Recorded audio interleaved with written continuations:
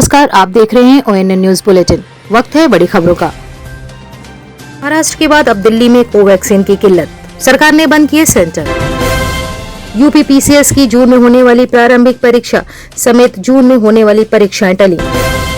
दिल्ली में कम हो रहा कोरोना का कहर, 17% पर आई संक्रमण दर, ठीक होने वालों की संख्या भी बढ़ी। महाराष्ट्र में अभी लंबा चलेगा लॉकडाउन। आपकी व्हाट्सएप चैट पहले से ज्यादा हो जाएगी सेफ, कोई चुरा नहीं पाएगा आपके पर्सनल मैसेजेस। कोरोना का बहाना हिंसा को है छुपाना, ममता सरकार ने दलित आयोग से कहा रद्द करे दौरा। NSUI नेता ने गृह मंत्री अमित शाह के लापता होने की शिकायत कराई दर्ज। अंबेडकर नगर में जहरीली शराब से मरने वालों की संख्या 25 हुई, आबकारी निरीक्षक समेत 4 निलंबित।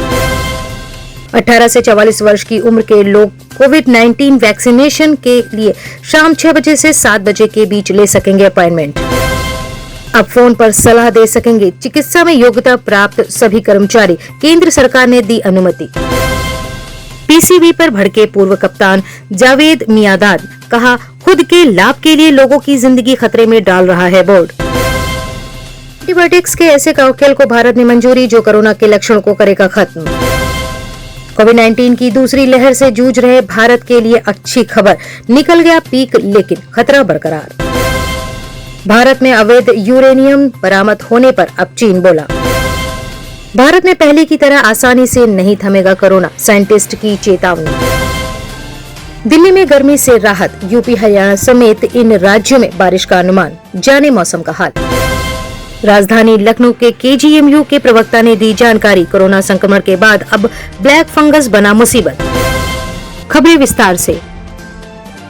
महाराष्ट्र के बाद अब दिल्ली ने भी भारत बायोटेक की बनाई कोवैक्सीन की कमी का दावा किया है। दिल्ली के उप मुख्यमंत्री मनीष सिसोदिया ने बुधवार को कहा कि राजधानी में कोवैक्सीन का स्टॉक खत्म हो चुका है और इसलिए उसके सेंटर बंद करने पड़ रहे हैं। उन्होंने यह भी कहा कि भारत बायोटेक की ओर से जवाब दिया गया है कि केंद्र के निर्देशों से इतर वैक्सीन उपलब्ध नहीं कराई जा सकती।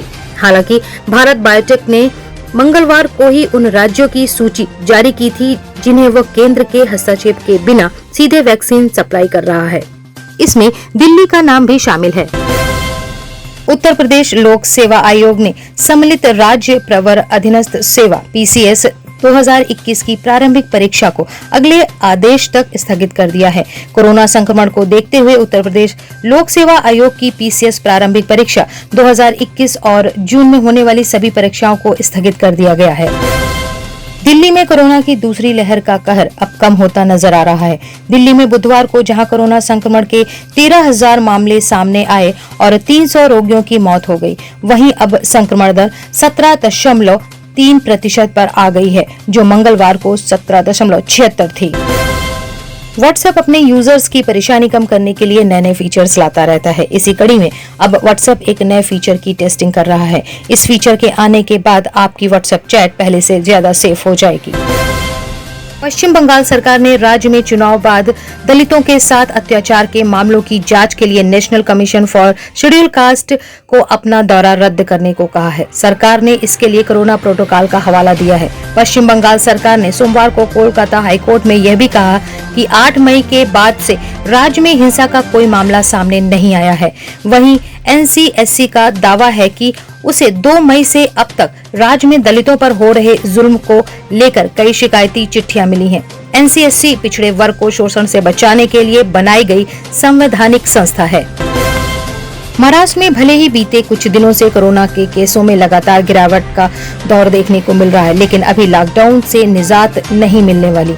उद्धव ठाकरे सरकार के एक सीनियर मंत्री ने इस बात के संकेत दिए हैं। कैबिनेट मंत्री असलम शेख ने महाराष्ट्र में लॉकडाउन जारी रहने की वकालत की है। कोरोना वायरस महामारी के समय में national student union of India ने बुधवार को दिल्ली पुलिस में देश के गृह मंत्री अमित शाह के लापता होने की शिकायत दर्ज कराई है।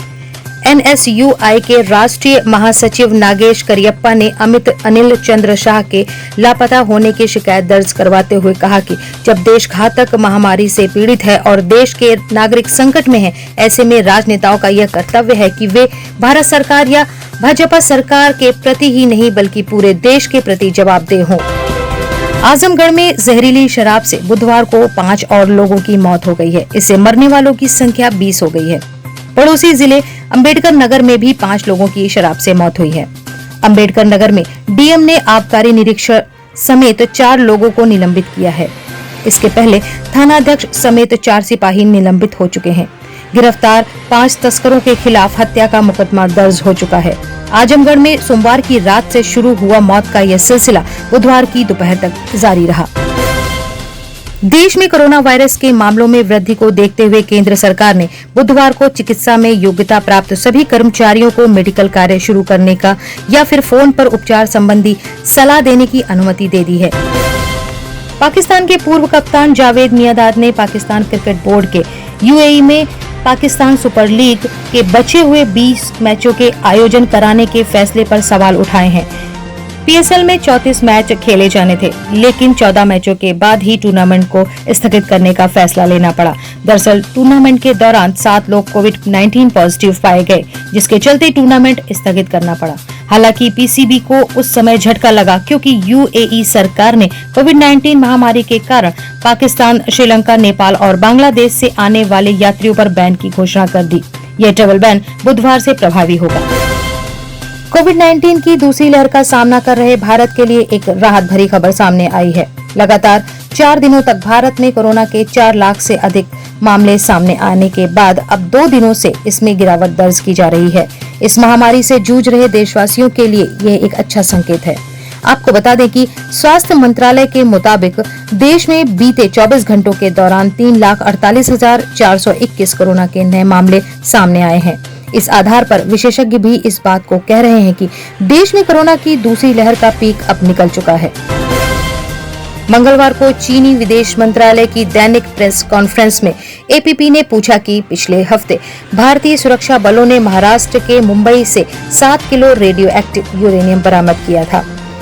जिनके पास ये बरामद किया था उन्हें भारतीय सुरक्षा बलों ने गिरफ्तार भी किया है। आप इस पर क्या कहना चाहेंगी? इस सवाल के जवाब में चीनी विदेश मंत्रालय की प्रवक्ता हुआ चाइंग ने कहा, परमाणु आतंकवाद अंतर्राष्ट्रीय समुदाय की सुरक्षा के लिए सबसे बड़ी चुनौती है। ये सरकारों की जिम्मेदारी है कि परमाणु सामग्री को लेकर जवाबदेही लें और उन्हें सुरक्षित रखें। परमाणु तस्करी को रोककर ही परमाणु सुरक्षा सुनिश्चित की जा सकती है। पंजाब, हरियाणा, दिल्ली, उत्तर प्रदेश और राजस्थान के कुछ हिस्सों में हल्की मध्यम बारिश के साथ धूल भरी आंधी, 1-2 स्थानों पर ओले गिरने के आसार हैं। उत्तर प्रदेश और पूर्व मध्य प्रदेश, तेलंगाना, तटीय आंध्र प्रदेश और अंडमान और निकोबार द्वीप समूह के कुछ हिस्सों में हल्की से मध्यम बारिश हो सकती है। राजधानी लखनऊ के केजीएमयू के प्रवक्ता ने ये जानकारी दी कि कोरोना संक्रमण के बाद अब ब्लैक फंगस बन रहा है मुसीबत।